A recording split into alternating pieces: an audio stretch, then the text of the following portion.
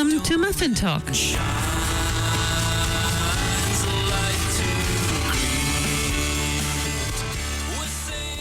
Kia ora and welcome to Muffin Talk. This program is brought to you by the initiative Titipounamu, Study and Joy.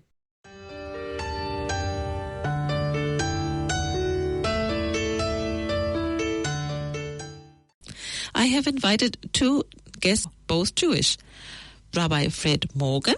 And I'm Joan Lardner-Rivlin from Radio Shalom, the program for the Jewish community. Rabbi Fred has been very active in interfaith relations for most of his working life and currently serves as professorial fellow at the Australian Catholic University in the area of Jewish-Christian relations. Rabbi Fred, you have been specializing on Nostra Aetate. How did you get involved in a Catholic Church document? Yes, a lot of people ask that question. They find it very odd that a good Jewish boy has somehow gotten involved with the church in that way. There are lots of paths that lead into the same destination, but the story that I like to tell is how I was speaking on the topic of Jewish-Christian relations in the Philippines earlier this year, and my wife heard from the Jewish Community Council of Victoria that they were putting on a dinner together with the Catholic community in Melbourne, and they needed someone to speak about Nostra Aetate, so she volunteered me, and that's how I ended up doing this. But actually, that's not the complete story. I've been interested in Nostra Aetate really through my work at the Australian Catholic University. The ACU brought me onto their staff in order to promote a broader understanding of Judaism among the colleagues there, the academics who work in the program. And I don't think that it's possible, really, for a Jew to communicate with a Catholic audience without knowing something about Nostra Aetate. But maybe you can tell us a little bit more about Nostra Aetate, what it is about. Sure. Nostra Aetate is one of the documents that came out of the Second Vatican Council in the early 1960s, and so it was published in 1965. It's the Church's declaration on its relationship with non-Christian religions, and that includes a broad range of religions that are mentioned by name: Islam, Hinduism, Buddhism. But the Jewish religion has a special place of importance both in that document and in the work of the Catholic Church. So a whole section of Nostra Aetate, which means in our time, was devoted to Jewish Catholic relations. It's section 4. It's actually quite a brief document in total, remarkably brief, I think, for the impact potentially that it has on the relationship between the Jewish and the Catholic community. Can you explain a bit how you came to be invited onto the Catholic bishops? Yes, I can understand that they wished to know more, but they didn't have to employ you. No, you're right, they didn't. I'd never thought about it that way before. At the time, the faculty of theology and philosophy of the university was headed by a very visionary dean.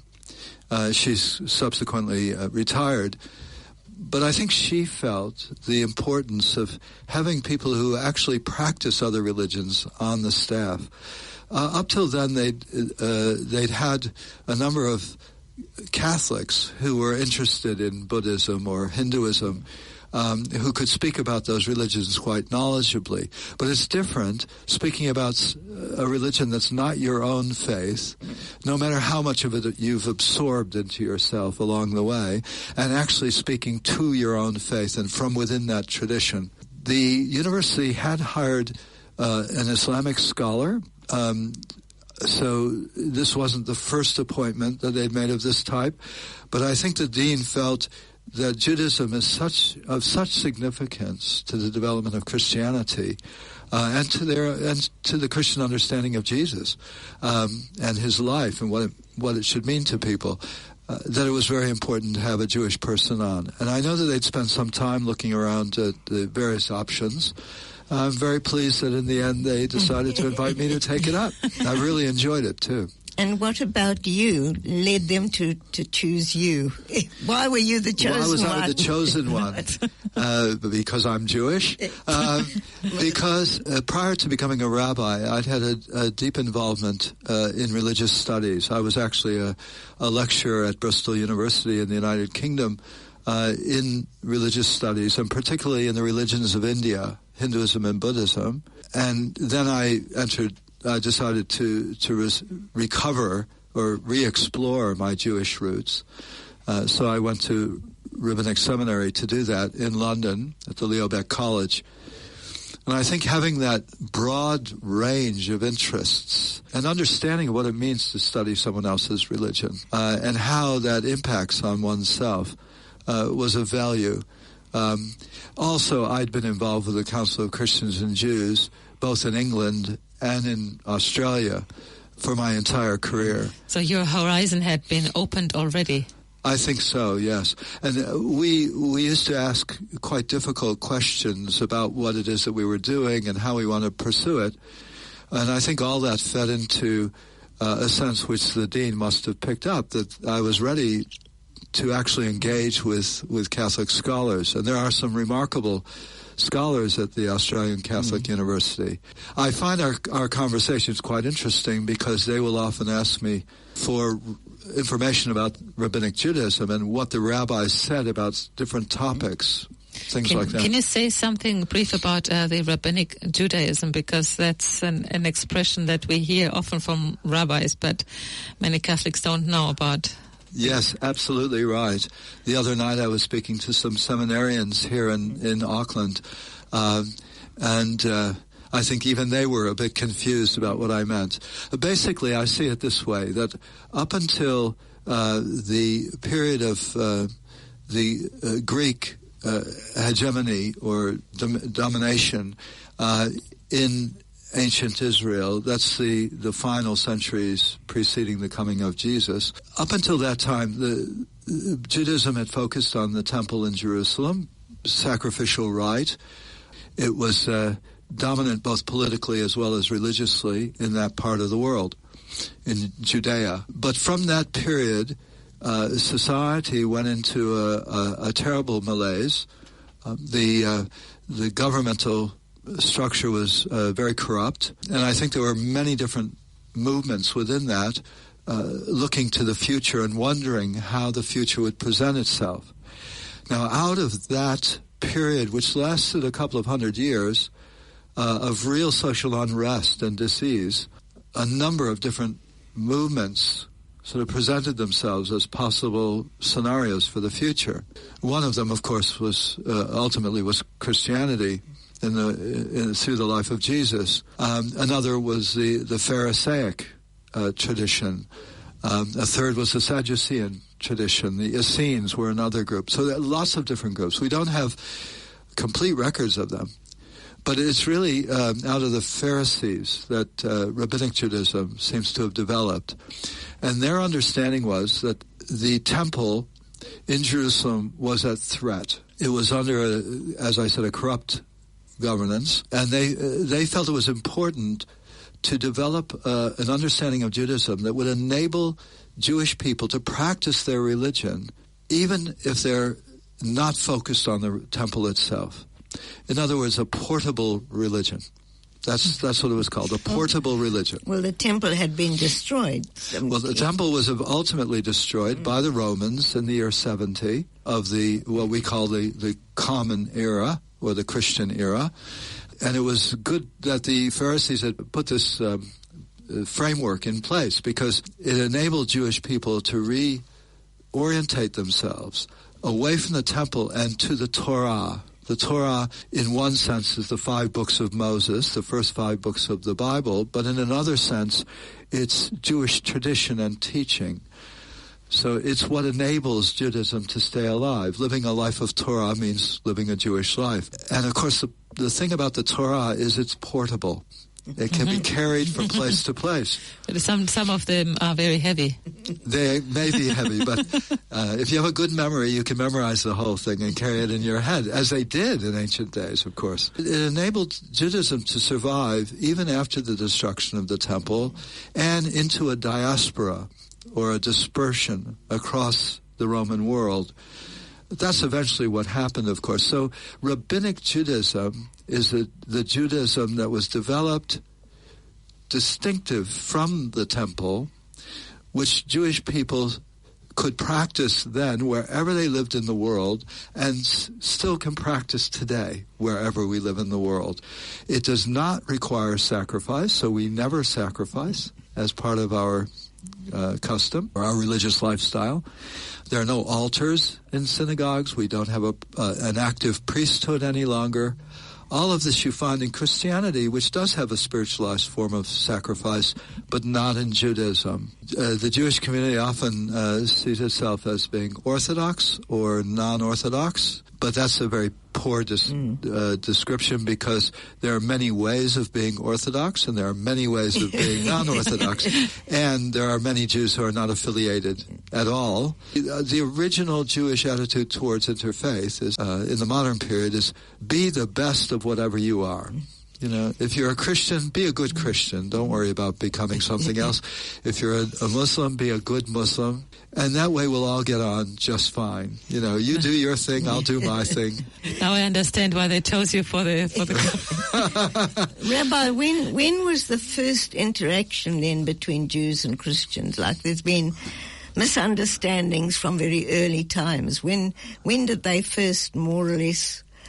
Well, of course, that's a great question. And the earliest followers of Jesus, as Jesus himself, were Jewish. So there was no division then. Jesus was just taking teachings, many of which he shared, by the way, with the Pharisees, doing it. His followers identified as Jews, and some of them remained very strongly Jewish to the end of their lives. For example, James and Peter were both, I believe, practicing Jews to the end of their lives. It was really when Paul, who was also, of course, a Pharisee, opened this new group up to Gentile worshipers that things began to move in a new direction. And when you have a great influx of Gentiles into the early community, not yet a church, I guess, but a community, and they were allowed to come in without circumcision, without following the dietary laws. In other words, without keeping the rules that Pharisaic Judaism was beginning to develop for this exilic kind of Judaism. So at that time they were developing them still. Everybody was just developing. The Rabbinic Judaism was just developing, just as Christian Judaism was just developing. But once you have this influx of Gentiles, because some of the Greeks were very interested in Judaism, and when they heard they could take on the best, what they saw as the best of Judaism without the ritual requirements which would set them apart from other Greeks, they found this very, very attractive. And Paul, if I can put it this way, was a great PR man. He was very good at public relations. He knew how to attract people into the now growing church. And as a result, this movement took on a character of its own, an identity of its own. And that's when Christianity develops, distinct from Judaism. But it was really the failure of a Jewish revolt against the Romans in the year 135 that I think put the seal on that. Because after that, Jewish people were not allowed by the Romans back into Jerusalem. Gentiles were. So all the bishops from then on, all the Jerusalem bishops, were Gentiles. And that really split the communities, I think. So it's a political reason, or? As much political as anything else, I think, yeah. You brought a beautiful picture with you about the synagogue and ecclesia in our time. Can you say something about this picture, please? Sure, of course. This picture is advertising some talks that I've given here in Auckland, in Wellington, and in Dunedin on the 50th anniversary of Nostra Aetate. from a Jewish perspective. Nostra Aetate was quite revolutionary. Why? It totally redefined the relationship between the Catholic Church and the Jewish people. It acknowledged the Jewishness of Jesus and taught Catholics that they should learn the Old Testament if they really want to understand the New Testament. It also declared anti-Semitism effectively. It declared it to be a sin anywhere, anytime. So any attacks on Jewish people would be sinful in the teaching of the Church. This, believe it or not, this was new. And it also allowed for the possibility that Judaism contains the truth quite independently of the teachings of Jesus. And that was truly revolutionary. And that's what this picture is about. In the medieval cathedrals in Europe, and I hope people will get a chance sometime to visit some of them, Amiens and the other great cathedrals, they often portray church and synagogue. The synagogue was blindfolded, and the church held a sword as a church triumphant, 2 women. In this new sculpture, which is done by a Jewish man, Joshua Kaufman, but it was commissioned by a Catholic university in Philadelphia. The 2 women are seated next to one another. One is holding a book, the other a scroll, and they are looking over one another's shoulders at the different books that they hold. One, clearly the Torah, the other the New Testament. And it shows a mutuality of learning and understanding, which I think is really the essence of interfaith dialogue today. And it's a woman holding the Torah.